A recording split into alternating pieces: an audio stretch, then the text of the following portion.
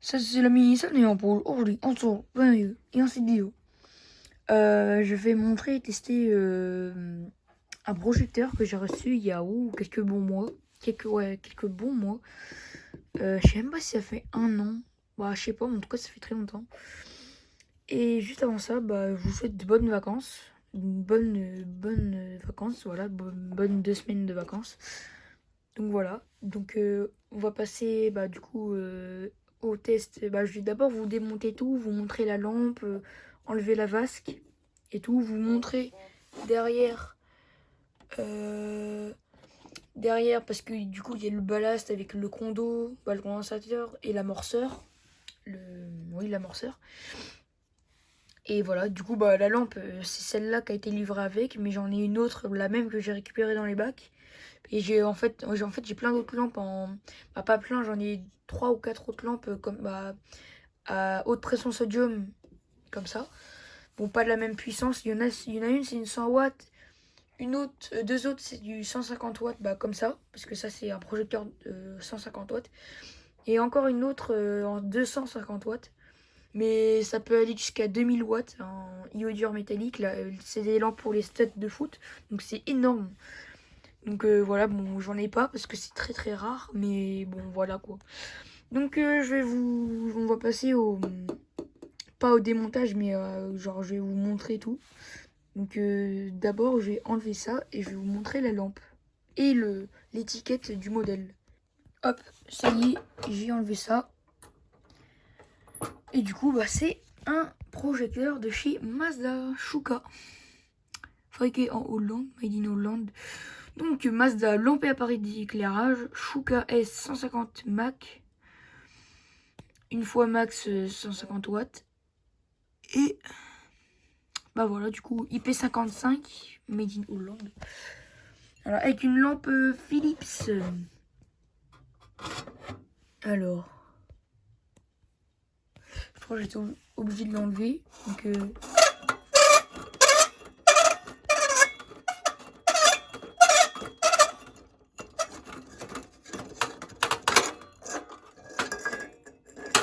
voilà, une grosse douille, hein, douille E40. Donc c'est pas comme les lampes qu'on a à la maison où c'est du E27 ou du E14. Non, là c'est du E40. Du coup c'est beaucoup plus gros. Voilà. Donc il peut pas y exister plus gros normalement. Bah, en tout cas, j'en ai pas connu de plus gros culot. Voilà. Alors la lampe, c'est une Philips Belgium 2G Master Sun T PIA plus 150 watts. Donc voilà, donc je crois que c'est made in Belgium, c'est pour ça que c'est marqué Belgium. Une lampe toute neuve, hein. Elle me paraît neuve comme ça, hein, vraiment. Je crois qu'elle est neuve pour de vrai. Voilà. Ah, ça c'est. Non, elle est pas cassée, c'est juste. Ouais, c'est juste une goutte d'eau ou de bave. Parce que c'est pas. Vu que j'ai mon appareil quand je parle, je peux. Ça arrive que je fasse des postillons, donc voilà. Donc, douille en porcelaine. Ouais, je crois que c'est de la porcelaine. C'est à moitié comme de la pierre. Ouais. Et du coup, voilà. C'est pas mal fait, hein.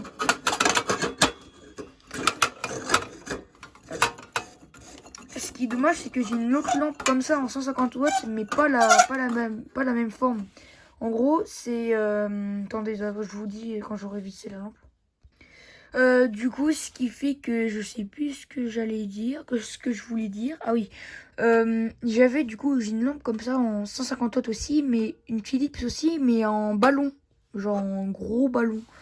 Que je vais vous montrer dans une autre vidéo, parce que je vais peut-être bientôt faire une vidéo où je montre le bac, bah mon stock d'ampoules, parce que j'en ai pas mal quand même, j'en ai une bonne centaine. Et bah au moins une bonne cinquantaine, et puis bah voilà quoi. Du coup, j'en ai plein, j'ai vraiment plein de lampes. Un jour, j'ai récupéré 20 lampes en une récupération en une journée, au moins, voilà. Dont des phares de voiture, une dizaine, ouais, au moins une dizaine, qui sont tout neufs et qui fonctionnent tous. Donc ce qui est nickel. Par exemple, s'il y a un phare d'une de nos voitures, bah d'une de nos voitures qui grille, et bah au moins j'aurai le stock. Puis pas question de mettre de la LED, hein, évidemment. Donc voilà. Donc je vais du coup remettre ça là. Donc, bon, si vous voulez, je vais vous montrer comment ça se met. Alors il y a juste à mettre ça comme ça, basculer ça comme ça. Hop. Voilà. On clip ça. Parce qu'en fait c'est juste des clips, hein, c'est pas dur. Hop. On met ça comme ça et hop, on bascule en arrière. Voilà. Pareil pour là. Là, on pousse. Et là aussi. Ah c'est bon là ça. Ah ça peut plus se retirer là. Là c'est à moitié sous pression, du coup ça. Là c'est bloqué, genre on peut pas. On a beau tirer dessus. Non là c'est. Ça y est, c'est mis. Hop, on peut plus retirer. Bah pour retirer, il faut déclipser ça. Mais là ça y est, ça tient là. Et du coup. Je vais vous démonter le truc en plastique, là, la partie en plastique, pour enlever les vis, pour vous montrer tout le matos qui est à l'intérieur. C'est ici, et il n'y a plus qu'à retirer ça pour voir le matos qui est à l'intérieur. Waouh! Ah, c'est pas si sale que ça, en fait, en vrai. J'ai l'impression que c'est tout neuf. Donc voilà, donc... bon, il n'y a pas la terre, je sais pas pourquoi, il n'y a pas la terre. Bon, de base, il y avait la terre, mais il a dû l'enlever, le propriétaire. Donc, bon, c'est pas très très grave en soi. Mais là, ce qui nous intéresse le plus, c'est plus le ballast, le condensateur et l'amorceur. C'est vraiment costaud ce type de ballast là. C'est des bons Philips, un bon Philips pour les lampes Son. Donc c'est les lampes à haute pression sodium comme il y a dedans. Ou MH pour les lampes à iodure métallique. Bon, si vous savez pas ce que c'est les lampes à iodure métallique, quand j'en aurai une un jour, et je vous montrerai je vous montrerai, même si j'ai pas le truc pour tester, mais je vous montrerai. C'est un peu le même type, c'est comme en fait c'est une lampe à décharge aussi. Parce que oui, les lampes à haute pression sodium et les lampes à iodure métallique, c'est les lampes à décharge. Donc voilà, mais c'est pas le même type en fait. Voilà, donc voilà, 230 volts. Voilà. Voilà, bon, des trucs un peu informatiques, pas informatiques, mais un peu spécial, voilà, spéciaux. Ensuite, un condensateur de chez RF1. Je sais pas, je connais pas du tout cette marque.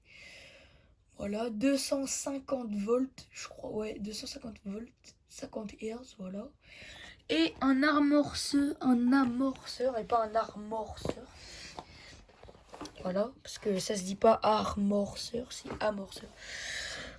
Un amorceur de chez Philips, Initor SN58, made in Hollande, comme le projecteur. C'est dommage que le condensateur soit pas juste à côté, comme ça on voit vraiment tout, genre tout ce qui est écrit sur l'amorceur, oui, l'amorceur, le condensateur, et ça on voit, mais c'est juste l'amorceur qui est caché par le condensateur, c'est dommage. Mais bon, c'est pas si grave que ça. En tout cas, si un amorceur de chez Philips, comme le ballast. Oh, mais vraiment, ce ballast là, en plus, la matière, c'est à moitié du caoutchouc. C'est marrant. Ouais, c'est à moitié du caoutchouc. Et quand on regarde, c'est du métal. En fait, c'est du métal de base et c'est recouvert de caoutchouc. C'est marrant. En tout cas, il est balèze. Il est très lourd. Ouais, à mon avis, c'est ça qui fait tout. Ça va faire une bonne partie du poids du projecteur. Bon, il n'y a pas que ça, mais bon, il y a quand même une bonne partie. Donc, voilà, je vais te faire tomber le portable. Je vais remettre ça, et puis on va passer au test. Bon, ça y est, c'est remonté, donc on va passer au test. Hop, c'est parti. Attendez. Hop.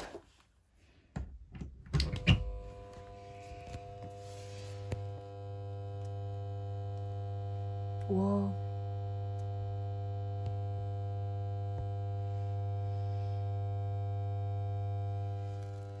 Oh, c'est orange. Bon, ça va pas être vraiment orange comme ça quand ça va être chaud, ça va virer vers le jaune.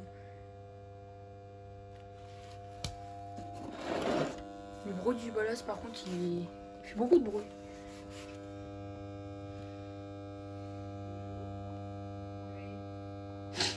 Voilà. Donc malheureusement ces projecteurs sont démontés parce que c'est à la place ils mettent des LED. Donc ils préfèrent mettre des LED de daube plutôt que de laisser ces bons petits projecteurs à haute pression sodium qui consomment. Ok, ça consomme un peu, mais ça consomme pas comme les lampes halogènes ou à incandescence. Après, je dis pas que j'aime pas les lampes à incandescence, au contraire, j'aime bien. Mais, comment dire, les lampes à incandescence, j'aime bien, mais c'est juste que c'est vrai que ça consomme beaucoup parce que il y a 95 sur 100% d'énergie consommée, il y a 95% de chaleur et seulement 5% de lumière. Bon, après, c'est les toutes premières lampes inventées, c'est vraiment le début des lampes, ça. Donc on va pas trop se plaindre. Parce que sans ça, on serait pas éclairé, l'éclairage n'aurait pas été inventé depuis longtemps. Donc voilà, et puis soi-disant les lampes à haute pression sodium et les lampes à iodure métallique, ça consomme beaucoup. Pareil pour les lampes fluorescentes et tout, sur distance ça consomme beaucoup aussi. Les LED ça consomme rien et tout, ouais, ok. Les LED, quand tu vois le temps que ça dure, je pense que tu préfères largement plus rester aux anciennes technologies que la technologie de LED de daube à en jeter par terre. Donc en plus j'ai vu des tubes LED, des néons LED pour remplacer les tubes fluo, 20 balles, au moins 10-20 balles le machin quoi. Enfin, même des tubes fluo qui font des tubes LED qui font de ça, on va dire ça, 20 balles. Vous voyez les lampes à incandescence avec les culots en métal lisse sur les bouts. Et ça, vu qu'il y a des LED aussi qui existent malheureusement là-dessus, et ils vendent c'est 20 € le machin quoi, c'est cher. C'est vraiment de la double LED en plus, je pense pas qu'il y ait trop de différence entre la consommation quand même. En tout cas, je sais pas parce que j'ai pas testé, mais j'ai pas envie de tester non plus. En fait, j'ai pas testé, mais j'ai pas envie de tester parce que, chez moi, j'ai envie vraiment d'utiliser aucune LED quoi. Voilà. Là, je vous avais dit là quand ça va être chaud, à peu près, ça va éclairer vers le jaune. Voilà, ça éclaire vers le jaune. Voilà. Mais bon, là, ça doit encore chauffer un peu. Hein. Et puis ce que j'adore quand c'est éteint et que c'est très chaud, c'est l'effet que ça fait à la fin. Mais je vais pas vous dire, je vais pas vous spoiler. Je vais pas vous spoiler parce que c'est mieux à voir que d'entendre. Voilà, donc je vais mettre en pause pour attendre qu'il chauffe bien. Et puis je vais vous montrer ce que ça fait à la fin. Il éclaire vraiment très bien. Bon là, je pense que ça va être le moment de l'éteindre parce que, bon, il est déjà bien chaud. Et puis en plus, ça consomme de l'énergie un peu pour rien. Donc hop, c'est parti. Waouh. C'est ça ce que j'aime bien, ce que ça fait quand on éteint et que c'est bien chaud. Parce que à l'intérieur, vu que c'est extrêmement chaud, et quand ça éteint, et tellement c'est chaud que ça devient incandescence. Donc hop, petit à petit, hop, ça diminue. Et au bout d'un moment, jusqu'à ce que ça ça disparaisse complètement. Alors je sais pas trop ce que c'est la bande qui fait comme ça là. Ça je sais pas trop ce que c'est, mais en tout cas c'est stylé. Bon, il y en a ils trouvent ça nul, mais bon, j'adore ça. Ces lampes là en tout cas. Sauf évidemment les LED.